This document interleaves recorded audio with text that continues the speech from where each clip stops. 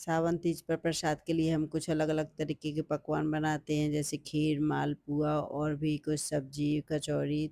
तो मेरे यहाँ एक स्पेशल सब्जी बनाई जाती है, साथ ही मैं आपके साथ कचौरी की रेसिपी भी शेयर करूँगी। तो सावन के महीने में अक्सर ये परोड़े आते रहते हैं, तो मैं इसकी सब्जी हमेशा प्रसाद के लिए बनाती हूँ। इनको मैंने इस तरह से कट कर लिया है और साथ ही एक साइड में ना चावल की खीर भी बना रही हूँ। फिर मैंने गैस पर रख दी कढ़ाई, उसमें डाल दिया तेल, तेल जैसे ही गर्म हो गया तो इसमें डाल दिया जीरा।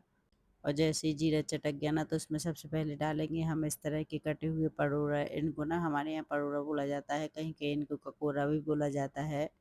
फिर मैंने परोड़ों में डाल दिया थोड़ा सा हल्दी पाउडर और थोड़ा सा नमक, बस इनको अच्छे से मिक्स करके थोड़ी देर के लिए ढक देंगे।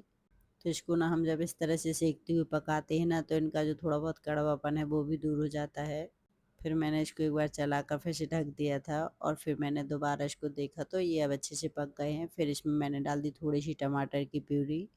तो आज मुझे पूजा के लिए बनाना था तो मैंने इसमें प्याज वगैरह ऐड नहीं किया है। अगर आप चाहें तो इसमें थोड़ा सा प्याज भी डाल सकते हैं। कभी कभी इनको ना बरी के साथ भी बनाया जाता है। अब जैसे टमाटर भी अच्छे से पक गए ना तो इसमें मैंने सारे मसाले डाल दिए, जैसे धनिया पाउडर, अमचूर पाउडर, गरम मसाला पाउडर और थोड़ा सा कश्मीरी लाल मिर्च, थोड़ा सा गरम मसाला। और ये देखिए अब हमारी प्यारी सी सब्जी बनकर तैयार हो गई। तो सच में बहुत ही बढ़िया लगते हैं इस तरह से बनाने पर। तो अब हम बनाएंगे प्रसाद के लिए कचौड़ियाँ। तो इसके लिए मैंने उड़द की दाल और साथ ही थोड़ी सी उसमें मूंग की दाल मिक्स कर 3 से 4 घंटे के लिए भिगो दिया था। अब जैसे दाल अच्छे से भीग गई है ना तो इसको धुलने के बाद एक स्ट्रेनर में निकाल लिया है। फिर इस तरह से पीस लिया है मैंने इसको। फिर रख दी मैंने गैस पर कढ़ाई और एक प्लेट में लिया थोड़ा सा जीरा, सौंफ और राई और थोड़ा सा अजवाइन, थोड़ा सा कलौंजी और थोड़ा सा इसमें मैंने लिया अदरक और हरी मिर्च।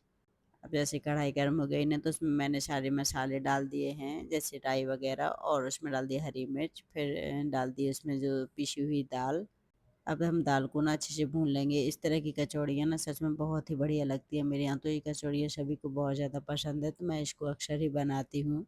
वैसे ना मैं इस तरह की सावन तीज के प्रसाद में तो इसको हमेशा ही बनाती हूँ। फिर मैंने इसमें डाल दिया थोड़ा सा हींग और साथ ही डाल देंगे 2 चम्मच के लगभग बेसन। बेसन डालने से ना ये थोड़ा सा मसाला ना ड्राई हो जाएगा। फिर मैंने डाल दिया चिली फ्लेक्स, थोड़ा सा काला नमक, थोड़ा सा सादा नमक और थोड़ा सा अमचूर पाउडर, थोड़ा सा गरम मसाला पाउडर। और फिर इसको ना थोड़ी देर चलाते हुए और अच्छे से भून लेंगे। तो दाल को थोड़ा अच्छे से भूनना पड़ता है क्योंकि ना ये चिपकने लगती है दाल।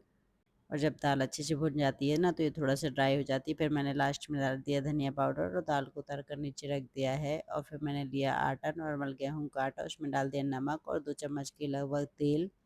फिर हम आटे में अच्छे से मोयन लगाएंगे और बस इसको थोड़ा थोड़ा पानी डालकर कुछ इस तरह से गूँथ लेंगे। पूड़ी से थोड़ा सा इसको मुलायम गूँथना है, क्योंकि जब ना हम दाल वगैरह भरते हैं ना तो वो बाहर ना निकले, इसलिए हमें इसका ना आटा को थोड़ा सा सॉफ्ट गूँथना है। तो दाल भुनने के बाद ना कुछ इस तरह से हो जाती है। तो चलिए अब हम भरते हैं कचौड़ियाँ। तो इसके लिए हम सबसे पहले आटे की बना लेंगे छोटी-छोटी लोइयाँ। अगर आप थोड़ा-सा इनका बड़ा साइज़ बनाना चाहते हैं तो थोड़ी बड़ी लोइयाँ भी बना सकते हैं। और फिर मैंने ना उँगलियों से इस तरह से एक लोई को फैला लिया है और अब हम इसमें बीच में रख देंगे दाल और फिर से इसको अच्छे से बंद कर देंगे ताकि दाल बाहर ना निकले। और फिर मैंने दूसरी लोई को भी इस तरह से भर लिया है। तो कहीं-कहीं इनको ना बेड़ई भरमा पूड़ी भी बोला जाता है। वैसे नॉर्मल लोग बाग बेड़े बनाते हैं ना तो वो थोड़ा बड़े साइज़ की बनाते हैं और इसी तरह से दाल की स्टफिंग करते हैं। तो आपके यहाँ क्या बोला जाता है मुझे कमेंट करके ज़रूर बताइएगा। मैं तो इसको अक्सर कचौड़ी ही बोलती हूँ। फिर मैंने लोई पे लगा दिया सूखा आटा और थोड़ा-सा इस तरह से अंगूठे से एक-सा कर दिया है। अब हम इसको ना हल्के हाथों से बेलेंगे ताकि ना इसकी जो स्टफिंग है वो बाहर ना निकले। और गैस पर मैंने कढ़ाई भी रख दी है तेल डालकर गर्म होने के लिए। जब तक कढ़ाई गर्म हो रही है ना तब तक हम इस तरह से ना 4 से 5 कचौड़ियाँ बेल कर तैयार कर लेंगे। तो मैंने जो लोइयाँ बना कर रखी थी वो कचौड़ियाँ बेल ली हैं। फिर मैंने थोड़ा-सा 1 आध तो लोई और भर कर रख ली हैं और फिर बस तेल जैसे ही गर्म हो गया है ना तो मैंने कचौड़ी को डाल दिया है।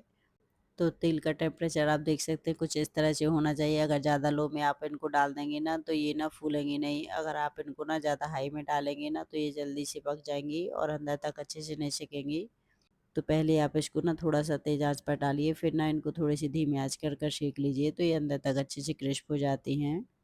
और एक-एक करते हुए मैंने देखिए तीनों कचौड़ियों को अच्छे से सेंक लिया है। फिर मैंने दूसरा बैच भी डाल दिया है। तो सच में ये ना बहुत ही बढ़िया लगती हैं और ये देखिए कितनी बढ़िया फूल कर तैयार हुई हैं कचौड़ियाँ।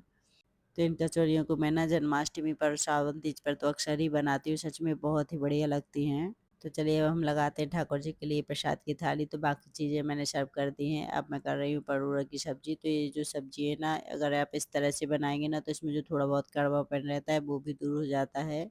तो अगर आपको बिना प्याज की सब्ज़ी बनानी है तो आप एक बार मेरे तरीके से इस सब्ज़ी को ट्राई करिएगा, सच में बहुत ही बढ़िया बनती है। और मैं आपको अब कचौड़ी दिखाती हूँ कितनी खस्ता बनी हुई है, तो आप भी इन कचौड़ियों को एक बार ज़रूर से ट्राई करिएगा, सच में ये बहुत ही बढ़िया लगती है। मेरे यहाँ तो सभी को बहुत ही ज़्यादा पसंद आ रही थी। और ये देखिए मेरी प्रसाद की थाली लगकर तैयार हो गई है। मालपुआ, खीर और पूरी, कचौड़ी, पापड़, सब्ज़ी, छोले की सब्ज़ी, रायता।